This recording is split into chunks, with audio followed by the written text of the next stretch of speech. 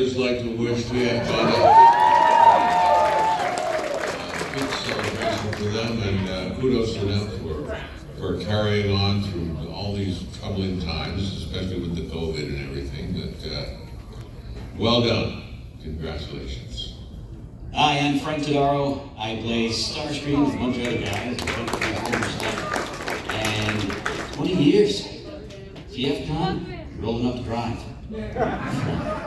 Swim. Whatever your ultimate is. Here's to many, many more. Happy 20th anniversary, TFcon. The anniversary is significant. I think the first one's paper, and then it goes up. By 20th, it's boys and darts. So happy anniversary to all the Transformers and all of you great guys. I hope to see you soon. Hey, you know, in July this year, it's TFcon's 20th anniversary. So I'm definitely looking forward to that. And I can't believe they've been around for 20 years. It's fabulous. Wow. Hey, happy anniversary, TFcon. Which guy say, come on out and kick some keister. Always fun. Hope I can see you guys soon. Listen, you came out of the ether,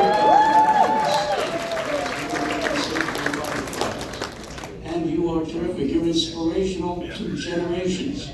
Hi, this is Daniel Meriden, Megatron from Robots in Disguise, the series. And I just want to give a big shout out to the 20th anniversary of TFcon. And congratulations, Colin, and all the people involved. You're wonderful, and I'm so happy to be here. And hey, I hope it lasts for another 20 years. So, congratulations. Right, well, convocation Previously, congratulations, TFcon, for making it 20 years. Keep it coming. And keep making. This is Shrek now. Wishing you happy 20 years of transforming. See you in 20 more. Happiest of making people delightfully happy. Hi, I'm Dan Gilbert. Everybody at TFcon a happy anniversary. 20 years and counting. Let's shoot for another 20. Yay! I'm Steve Keener. Happy anniversary, happy 20th to TFcon. Thanks for all that you do and all the children that you entertain, including this child.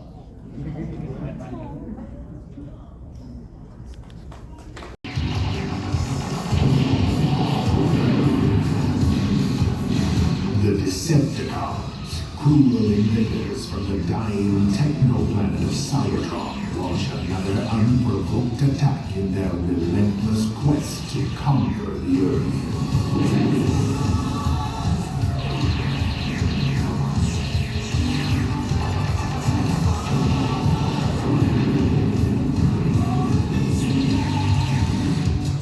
Only one force in the universe is powerful enough to stand against them and defend the human race from subjugation. The noble Autobots, sworn enemies of the evil Decepticons since the beginning of time on their alien world.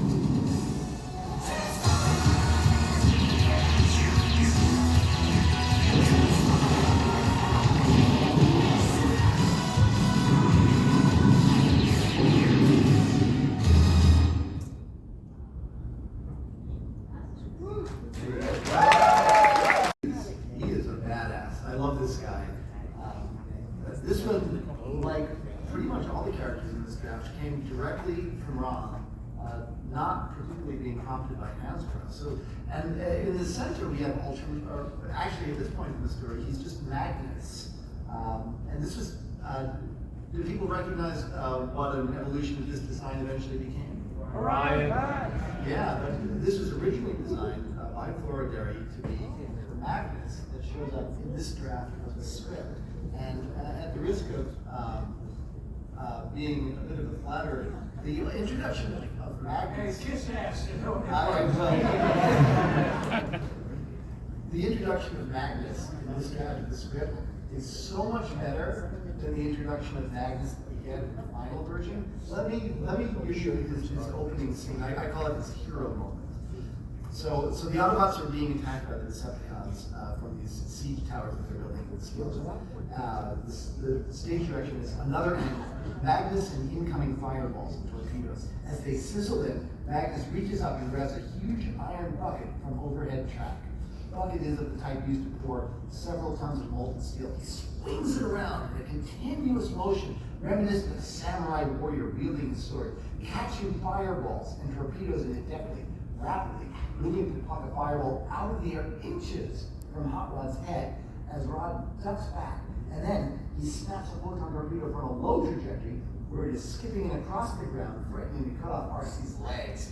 And finally, with the bucket is too full of seething, sizzling ammo to hold one last fireball, which is hurtling towards several Autobots in the moving arc. Burning through steel barricades between it and them, Magnus stretches way out and bats that errant fireball with the back of the bucket, knocking it into a wet sand pile with a huge whiz and shout of steam. And then, with a massive effort, still continuing the initial ballistic motion, hurls the bucket back at the Decepticons who fired it, grunting explosively as we reverse to the fiery bucket flying through the air. The Decepticon party and officer who fired as we pick up on the bucket and explode fireballs as it blasts over everything, exploding and causing the officer to dive headfirst into a shell hole for cover, only to have a fireball smack him in the rear, forcing him to burrow forward and stick his head up preparatorily to running, for it to only have the falling iron bucket come down on his head, burying him face down in the rock with a clang as his hands move to claw the air, and we hear his muffled voice, "Don't stand there, dig me out!" Is that better or worse than "I can't deal with that now"?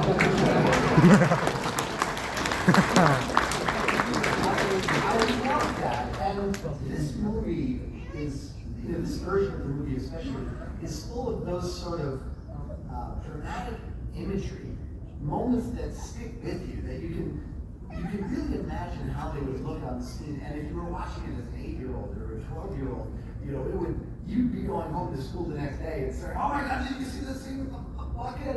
And they'd be acting it out just like I was right now. I loved that. I thought that was great. I did too. I wouldn't have written it. You will note that I directed all the action. I was very specific about what happened, how it happened, what the aftermath was, what the inciting incident was, and I made it really clear and visually clear. You have to do that if you're writing for animation. You have to be able to provide the artists, the animators, model makers, you have to provide them with what you want to see on the screen so that they can imagine it and they can draw it or they can make the model. Otherwise, there's no communication. Now, in a lot of animation, the animators, the artists, never spoke to the writers. That was traditional. Never did, except at Disney, and except at Pixar. Now, sometimes the animators, the artists, are the writers, and that makes a big difference. I'll tell you that when the Challenger disaster happened, which you may not remember, but the Challenger was a NASA moonshot. One of the big differences between this draft and later versions is that we had General Blaze, that's the guy on the left, to the right, I guess, you're right, and the guy in the green beret is Rusty Steele. So, yeah. I'm sorry.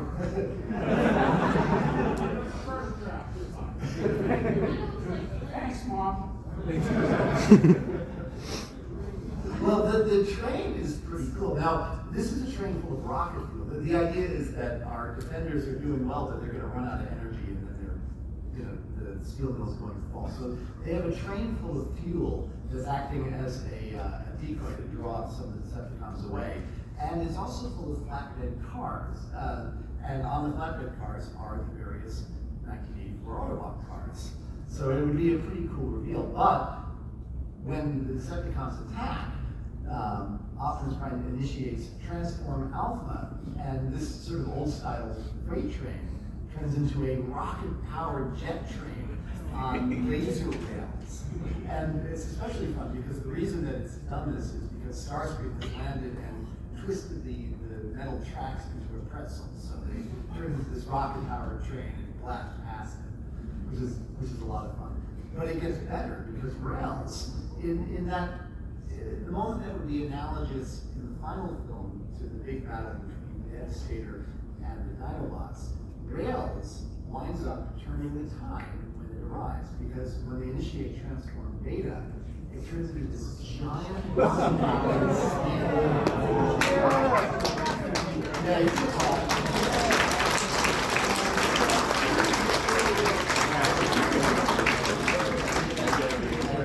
This is such a fantastic moment. I have to ask, was this something that maybe Hasbro had asked for, or is this entirely... No, Hasbro never gave me one note. Always said, I want a feature film. We're going to use these, and these.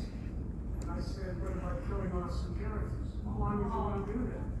I said, well, Walt Disney knows you have to have yin and yang, light and dark, life and death.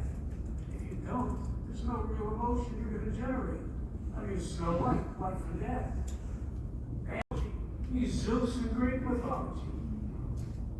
He's Jupiter in Roman mythology. He's Big Daddy. You can't kill Big Daddy. You can't bring somebody in.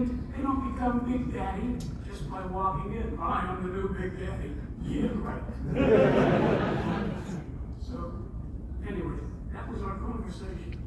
Other than having a list of vehicles and transform characters to kill off and use, hopefully, when choice existed, I was on my own. That was it. No notes. Simple. Until the first draft. And then the overall note was, you made the Decepticons too interesting.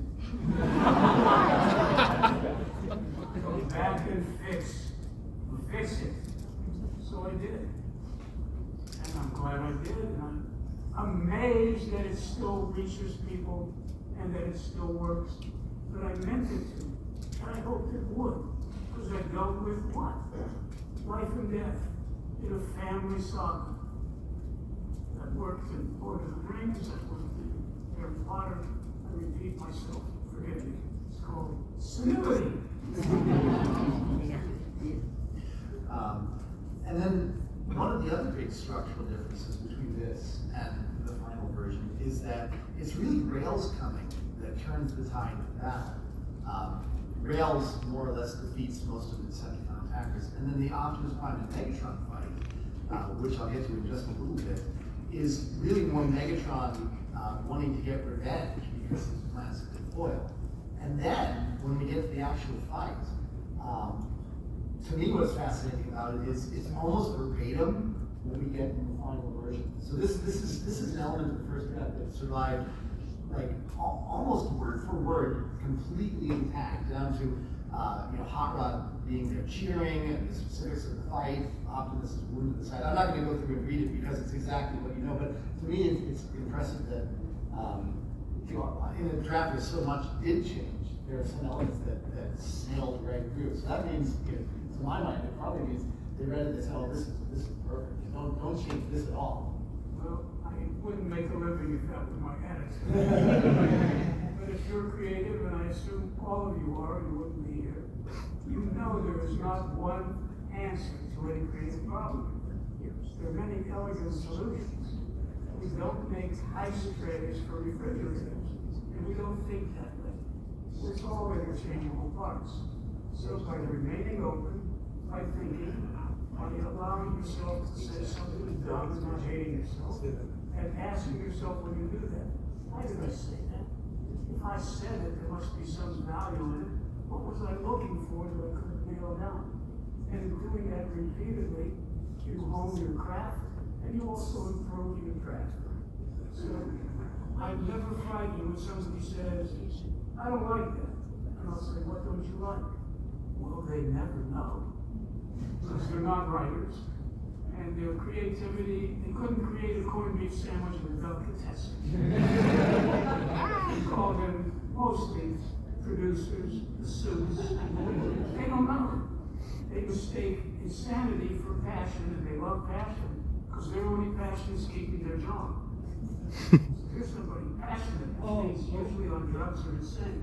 We're gonna drink that, it's mine. This guy's passionate. Let's do what he said. Wrong. So, always be willing to change. And you always willing to keep an open mind about the process and what you see and what you hear and making it yours. That interaction exists in a group like this. It exists in a like-minded group. Example of how the evaluation process, or you as a writer, you as an artist, determined if what you did was met the standards of professional delivery. It would be if you were all fine artists. And this was a class in painting.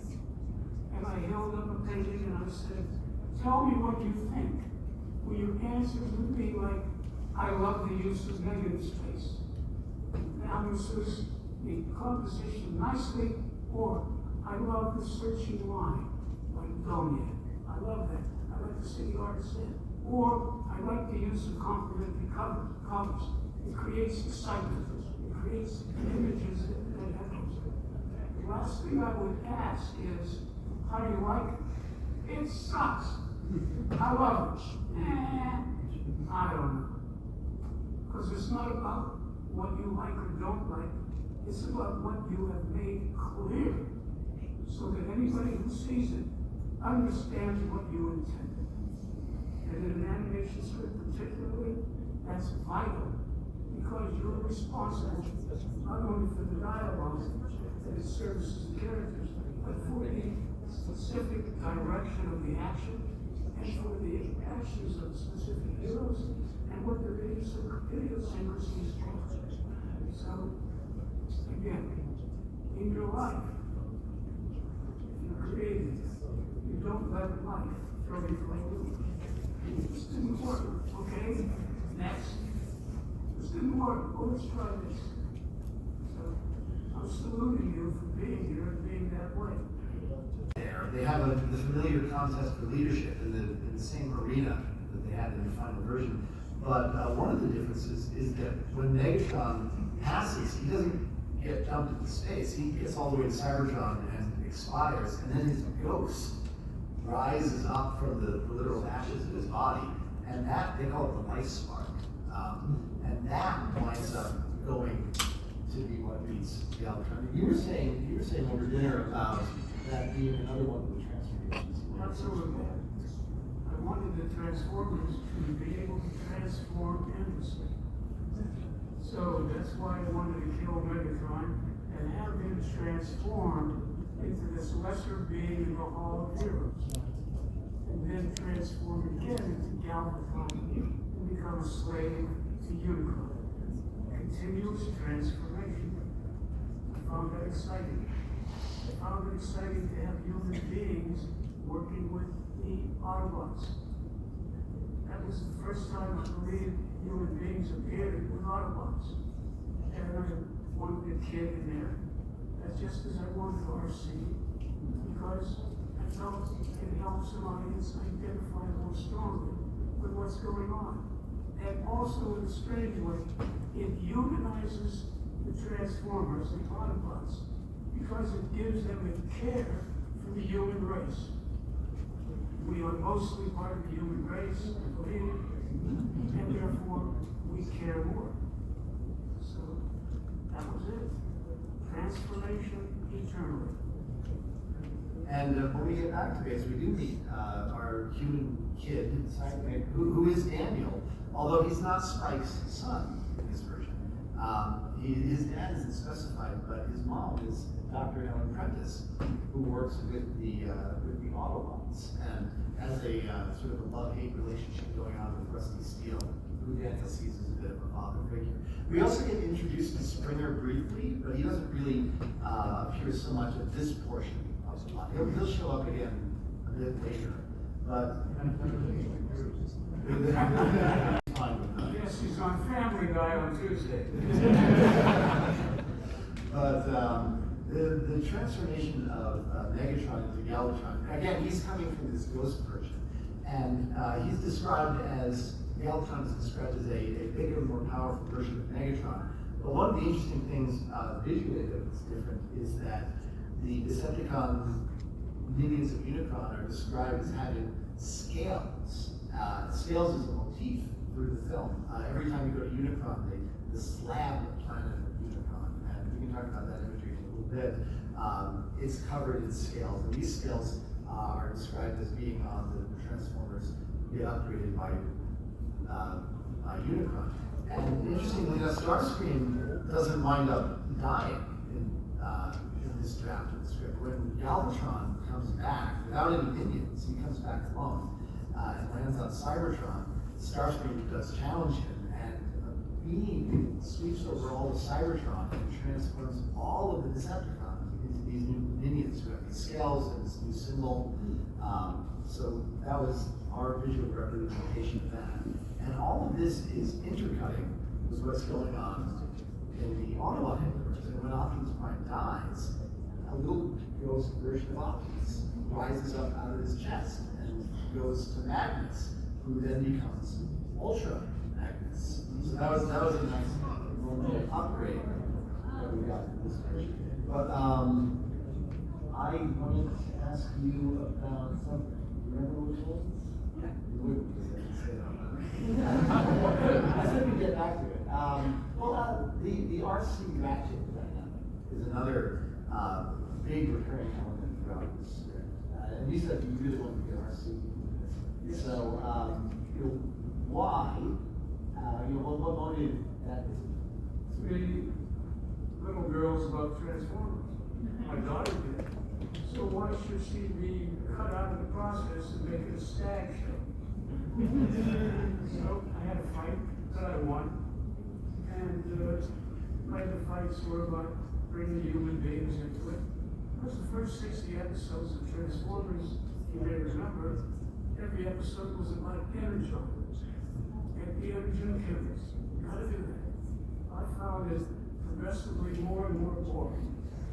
Because it's a one-trick pony. So I wanted to get away from that.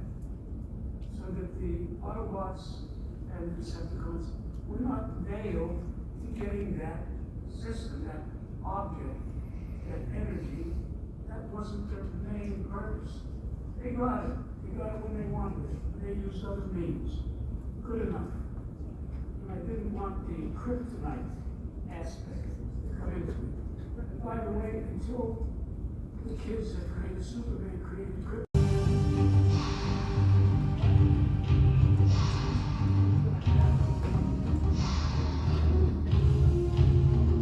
And then this beam comes from Unicron, who's in a different sector of space, and it disintegrates Cybertron.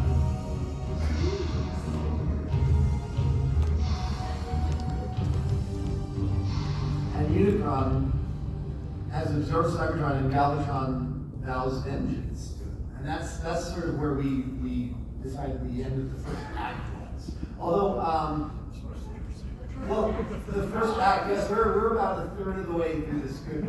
Yes, I know, it's too long. That's it. But when I say first act, that's a somewhat arbitrary designation. I would say that this script actually maybe more closely follows the 5-act structure that we see in the G.I. Joe miniseries. I actually noticed quite a few parallels. Is that something you see? Yes, there are parallels because it's just.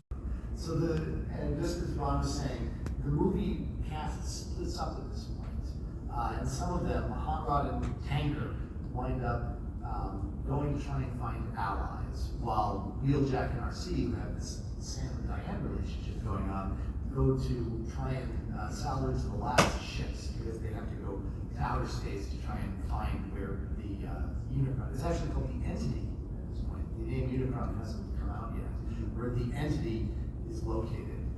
And one of the characters that we liked that was introduced very briefly was Chemico. who's described as a walk-in chemical factory.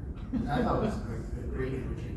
One of the things that I loved going through the script was the brand new characters, so the guys like Chemico and Tanker, who don't wind up in the final version. But this guy was really cool. And the characters that the first character that Tanker and Hot Rod wind up finding is Springer, who's fled, and they recruit him, and then he takes them to the Dinobots and Menflar. Here's Menflar. Oh, and Blur as well. So these are characters in an Autobot base. Menflar, as the Autobot scientist who turns into a radar truck, he's more or less Perceptor in the final version of the script. So I suspect what happened is Hasbro looked at the role of the scientist that Ron had invented in this movie and said, oh, we actually have a toy that works for that. So we didn't wind up getting Menflar. We had Perceptor who already existed.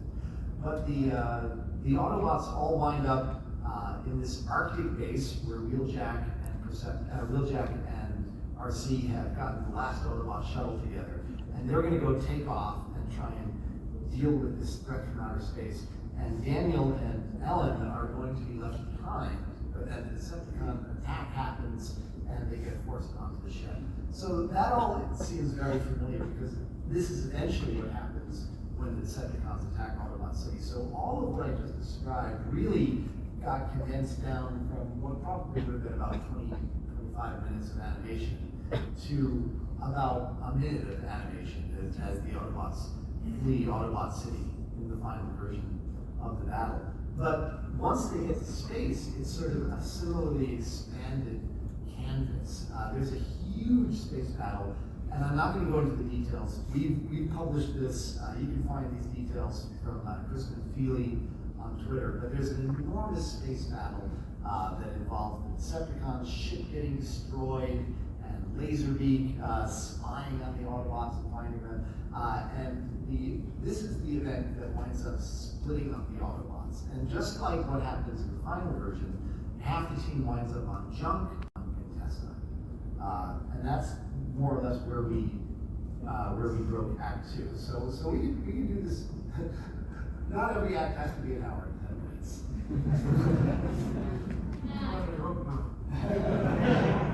Well, a lot of that is that I don't want to crash on Contessa. It has another one of those moments that survived completely intact from the first draft, the second draft, all the way to the final draft. The fight with the squid between Tanker and Hot Rod and this giant animal is, again, almost exactly what we got in the final version. No changes to any of the drafts, which I thought was kind of neat. But there's a big change when they crash on what would eventually become Junk, because in this version, it's actually one of Unicron's moons. And if you look at some of the early Floridary concept art for Unicron, he does have this sort of crystalline moon, and that's what eventually becomes Junk. But the Autobots crash their shuttle here. Galvatron, he actually goes back to Earth and has tries to motivate Starscream, who's not doing great against the resistance. Starscream gets a lot of love in this script, the kind of love that only Ron can give.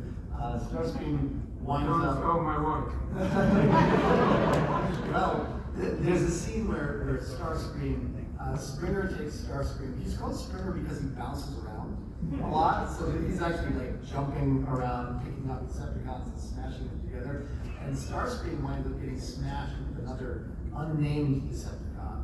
So when Galvatron is contacting him, yes, I see somebody in the audience who knows the line. He says, "Unlock me," because he's been interlocked. I'm interlocked with laser mechanisms.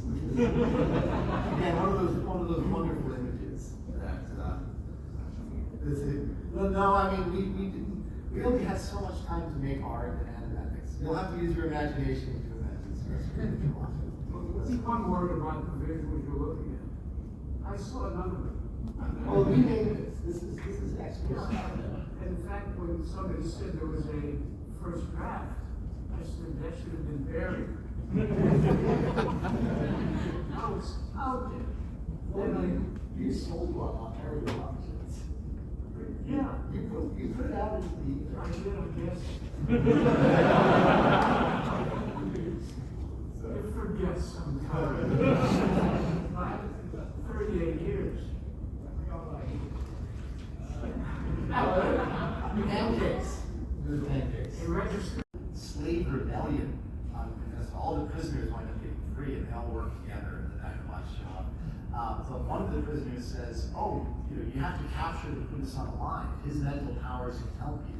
So what we're seeing here is the Quintesson showing Hot Rod and Tanker the entity, so they have some sense as to what they're up against. And this is also how they wind up finding Ultra Magnus and the rest of the Autobots on his moon. Meanwhile, you have this wonderful plot line where the Autobots know that Galvatron and the Decepticons are coming, so they wind up making cardboard cutouts of themselves on Unicrons to try and draw the Decepticons into an ambush. There's a moment where Daniel is saying, I hope they fall for our trick. And I'm like, shh, quiet. We don't want them to hear you. So that's what we're depicting here. But in the end, their trick mostly works. They are able to ambush the Decepticons, but they still wind up making the last stand and running away. And I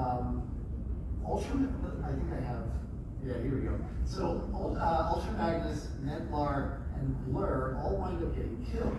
And I suspect this is what, so I have one of the memos from Hasbro to view, where they have, in fact, I have the. Wow. Yes. I don't have any memos. Let me see if I think this is. Nope. Wait, no, this is.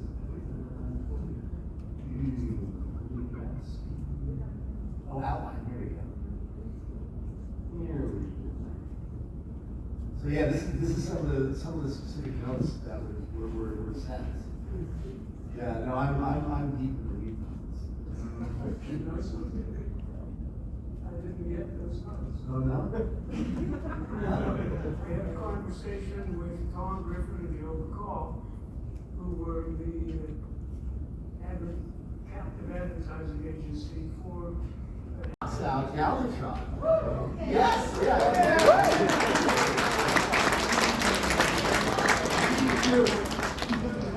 And having defeated Galvatron to get this power source that's small enough to bring inside Unicron, Daniel crawls into the crevice in the heart of Unicron with the Optimus Prime Ghost and releases it.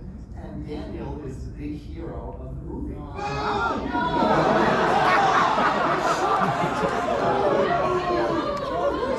Bar mitzvah on Saturday. Yeah, so that's the Transformers. And then after blowing up Unicron, the Decepticons on Earth, their morale collapses and the Autobots win. And Hot Rod actually does take, not exactly leadership of the Autobot, but he's sort of, in the absence of Ultra Magnus, takes the initiative. And he's the one who helps round up the rest of the Decepticons, which happens very, very quickly. Not a lot of time is spent lingering. But that is the first draft of the Transformers movie. Those are the biggest differences between that and Ultron. And I gotta say, it was a hell of a read. There's so many great moments and images, some of which survived completely intact, some of which clearly mutated into different but similar scenes like Rails, and some of which are just absurd. So it was a real joy for me to read through it and to compare the first draft to the second draft, which is much more structurally similar to what we got, but still has big recognizable differences. One of the big ones is that big Dinobot Devastator battle isn't Rails, but more as a Dinobot Devastator. It's the Dragon Knights. It's these sort of proto-version of the Predacons that show up in Battle Devastator. Yeah, exactly. After hearing what Jim has said about this so eloquently, and he's a polymath, brilliant, and after all the work he's done, I should have the decency to be dead. And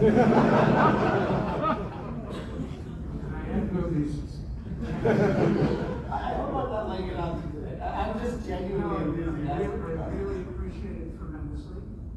And as I said about Mark Hamill and Luke Skywalker, about this movie and the characters than I do, because it's moved on, it's mutated, it's changed. What was I going to say? Of great importance and significance. Somebody left my conscious mind. Give me a moment and I'll recover. I personally, while he gathers his thoughts, his concluding sentiment, I would love to see some of these characters and ideas work their way back into the greater Transformers mythology. So let me see that.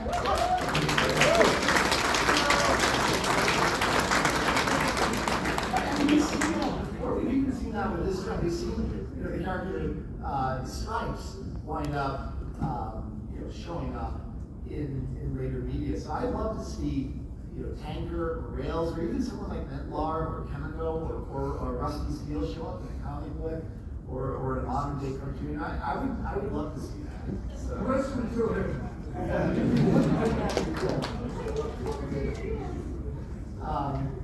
But I think that's more or less what I have to say. Do you have any sort of concluding thoughts? Well, Unicron was one of my favorites. So I started a movie about Unicron called Vengeance, The Return of Unicron. They have the first 5 or 6 pages, and I'm going to put a front on it. And I think it's interesting, and I probably will write the movie on my own and see who's interested. But if you're interested, check my website and Facebook, let me know, and I'll send you, I'll post the first 5 or 10 pages of Vengeance, The Return of Unicron. Where can we find you online? You can find my Facebook, Ron Friedman, and you'll see other things about Ron Friedman, Transformers, and so on. Because one of the things I'm going to be doing is, for the first time, doing what I've been asked to do for years, which is teach online. So I will be doing that. Also, I am writing a manuscript which is about my response to the rediscovery of this manuscript. So my manuscript about it are going to be some of my thoughts, some of which you already hear, but to be a lot new, and I'll sell it as a manuscript with my autograph and a picture autograph of me and Stan Lee, and a picture autograph of Stan Lee and Spider-Man made out to me. So if anybody's interested, first issue will be 50, and we'll see what goes from there. But I'll be teaching, starting with small classes, depending on how many are interested. And as I see people whose credits are nowhere near mine, and they've been doing this for years and doing